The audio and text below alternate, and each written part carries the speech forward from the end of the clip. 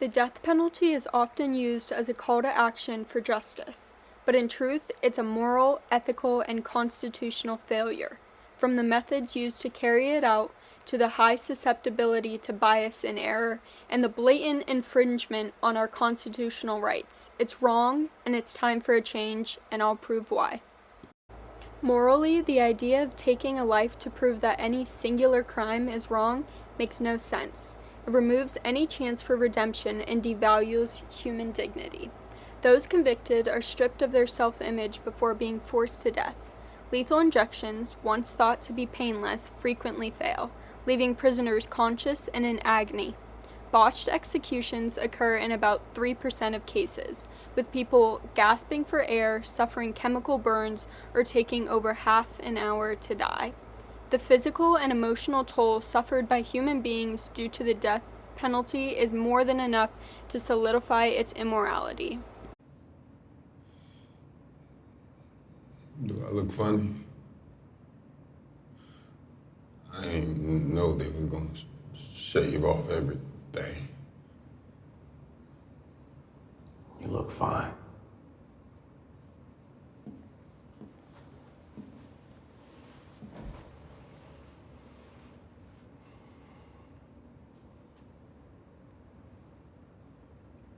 Most people don't get to sit and think all day about it being their last day alive. It's different than norm. At least I had a chance there.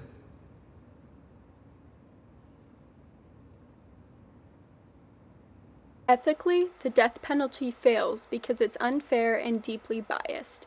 Black defendants are over 4 times more likely to receive a death sentence than white defendants, especially when the victim is white. Since 1973, over 195 people on death row have been exonerated. That's nearly 1 person proven innocent for every 8 executed. No system that makes that many fatal mistakes can be called ethical. It's easy to see this case as one man trying to prove his innocence.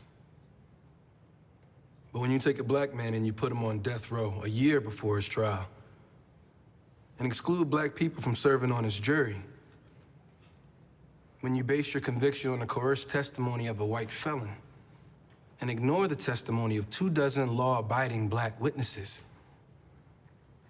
when any evidence proving his innocence is suppressed and anyone who tries to tell the truth is threatened, this case becomes more than the trial of just a single defendant. It becomes a test of whether we're going to be governed by fear and by anger or by the rule of law. Constitutionally, the death penalty violates the 8th Amendment, which bans cruel and unusual punishment. Executing someone under a system tainted by racial bias, wrongful convictions, uneven trials, and inhumane methods is both cruel and unconstitutional. So why do we continue to allow it? You're troubled. Troubled.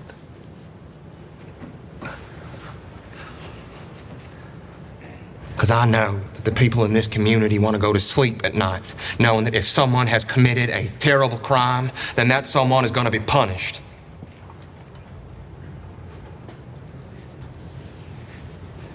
But, in this case, Your Honor, I have taken another look at the evidence, and,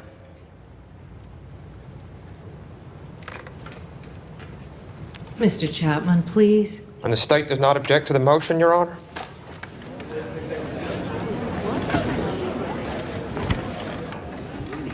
To be clear, Mr. Chapman, are you joining the motion to dismiss all charges today? Yes, Your Honor, I am. The death penalty is morally wrong because it destroys lives, ethically wrong because it punishes unequally, and constitutionally wrong because it defies the promise of fairness.